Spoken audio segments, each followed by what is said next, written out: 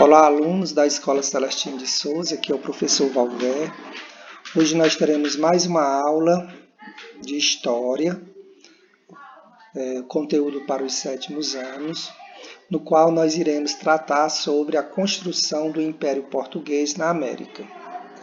Então, nós vimos na videoaula anterior que a colonização na América Portuguesa ela se iniciou em 1500, com a expedição de Pedro Álvares Cabral, que chegou aqui e manteve os primeiros contatos com os indígenas habitantes daqui. A gente viu que a primeira atividade explorada na América Portuguesa foi o pau-brasil, tendo em vista que os portugueses não encontraram metais preciosos como desejavam. A partir de 1530 em diante, da terceira década dos anos de 1500, a coroa portuguesa resolveu assumir a colonização do Brasil através do sistema das capitanias hereditárias, no qual o Brasil foi dividido em lotes.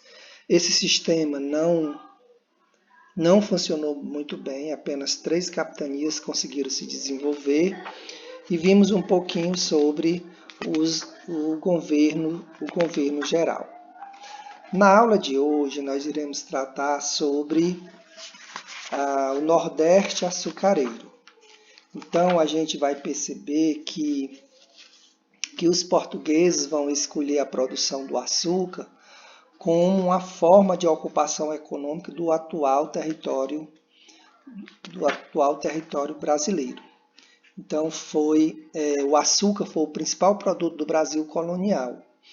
Foi em torno da produção açucareira que se organizou-se toda uma rede de relações comerciais entre a América, a Europa e a África, e que deixou profundas marcas tanto na economia como na estrutura fundiária e na cultura da sociedade brasileira. Os pilares que sustentaram a economia do sistema colonial português na América tinham como base o trabalho escravo, inicialmente utilizado o escravo indígena e depois os escravos africanos, a monocultura, ou seja, a produção prioritária de um único produto, no caso a cana-de-açúcar, pelo qual o seu destino era para exportação, ou seja, para ser vendido em outros países e continentes. O açúcar foi o melhor investimento encontrado pela coroa portuguesa.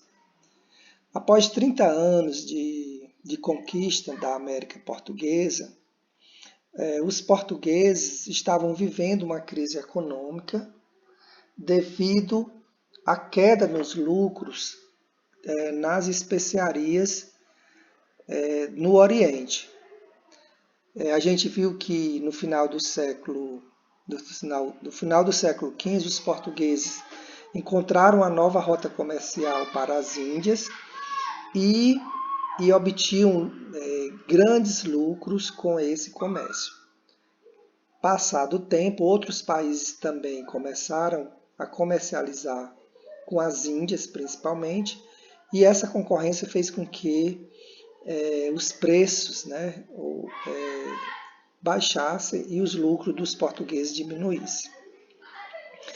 Uma outra coisa importante que fez com que os portugueses tomassem a decisão de vir ocupar o Brasil é porque outros povos que não estavam satisfeitos com o Tratado de Tordesilhas, que dividia a América do Sul só entre portugueses e espanhóis, começaram a invadir parte do território brasileiro que, nos primeiros 30 anos, estavam meio que abandonado pelos portugueses.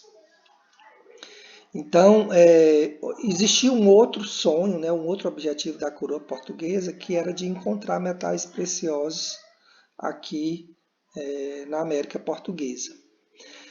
Por outro lado, com a crise, Portugal precisava encontrar uma solução para proteger o litoral, né, contra as invasões estrangeiras e iniciar a exploração de um produto que garantisse lucro para a coroa. A solução encontrada foi a exploração da cana-de-açúcar, voltado para a exportação. O sucesso da produção açucareira. Após o fracasso do sistema de capitanias hereditárias e com a criação do sistema de governo geral, a produção do açúcar tornou-se a principal atividade econômica na América Portuguesa. Lembrem-se que a América Portuguesa e Brasil, eu estou falando do mesmo espaço, viu? Até a independência do Brasil, era comum se referir às terras que nós chamamos hoje de Brasil de América Portuguesa. Então, os portugueses já haviam tido experiência com o plantio do açúcar em outras regiões da África, principalmente. Então, eles trouxeram essa experiência para o Brasil e aqui esse produto se deu muito bem com o clima e com o solo das terras brasileiras. Então, para a produção do açúcar, foi organizado os engenhos. E os engenhos não era só a estrutura que fabricava o açúcar. Ele compreendia toda a área da fazenda, com seus canaviais, com outras lavouras de subsistência, ou seja, do milho, do algodão, do feijão, da batata. Compreendia a casa grande, que era a moradia do senhor e da sua família, a senzala, que era onde os escravos habitavam, principalmente dormiam, e existiam as outras dependências, né? Então, tornando-se engenho o sinônimo de grande propriedade açucareira. Então, compreendia toda essa área da propriedade. Aí a gente tem, né, a casa grande, a casa do engenho, que reúne os equipamentos para a fabricação do açúcar. Na moenda se extraía o caldo da cana, que depois era levado às caldeiras para serem fervidos. A casa de purgar era o local onde o melaço que saía das caldeiras era colocado em forma e lá ficavam por vários dias até se cristalizar. Depois disso, um outro processo, na caixaria, o açúcar era pesado e embalado em caixas para o transporte em direção à Europa. Nessa época, o açúcar era refinado pelos holandeses, né? Eles eram quem fazia o refino, ou seja, pegava aquelas pedras cristalizadas e transformavam no açúcar em grão. A sociedade, os senhores do açúcar. A sociedade criada com a economia açucareira tinha como característica a desigualdade social, a violência e o autoritarismo. No topo da hierarquia social estava o senhor do engenho, ou seja, o senhor proprietário da unidade produtiva, era também o proprietário dos escravos que nela trabalhavam. A casa grande era a residência do senhor e sua família. Próxima a ela ficava uma capela, local reservado para as orações e cerimônias religiosas. A senzala era um complexo de construções destinado ao alojamento dos escravos. Os lavradores de cana eram lavradores que não possuíam recurso para instalar os equipamentos de engenho e, mediante pagamento do açúcar, moíam a cana nas terras dos engenhos alheios. Então, os engenhos eram um empreendimento que demandavam muito dinheiro. Então, alguns pequenos proprietários que produziam a cana-de-açúcar se utilizavam desses engenhos para fazer o seu açúcar e teriam que pagar, né, para fazer uso desses equipamentos. Esses eram os chamados lavradores de cana. E os trabalhos no engenho era bastante complexo, né? Apesar do trabalho escravo ser o predominante, havia outras atividades diversas ocupadas por homens livres, como os feitores, que fiscalizavam os escravos, né, e outras funções administrativas, técnicas e artesanais além dos agregados, que eram pessoas, parente próximo do senhor feudal, que acabavam morando na fazenda. Os trabalhos dos escravos, inicialmente se utilizava, né, o trabalho de indígenas, e a partir da segunda metade do século XVI passou a ser substituído pelo africano escravizado, por causa da lucratividade com o tráfico negreiro e a escassez da mão de obra nativa. Então, o tráfico de escravo se tornou um dos produtos mais lucrativos, né, para os comerciantes daquela época. Daí eles preferirem os escravos africanos, porque era uma maneira também deles obter maiores quantidades de lucro. Então, os escravos eram quem exercia a maior parte das atividades nos engenhos. Nos canaviais, eles estavam sujeitos a uma jornada exaustiva. Eles plantavam, colhiam e transportavam até as moendas. De acordo com as pesquisas recentes, cerca de 4,8 milhões de pessoas vieram escravizadas do continente africano para o Brasil. De 1580 a 1640, o Brasil vai pertencer à chamada União Ibérica. Então, durante 60 anos, Portugal e todos os seus domínios foi incorporado à Espanha, devido à morte do rei de Portugal, Dom Sebastião, que através de uma batalha lá na África, na Batalha de Marrocos, ele foi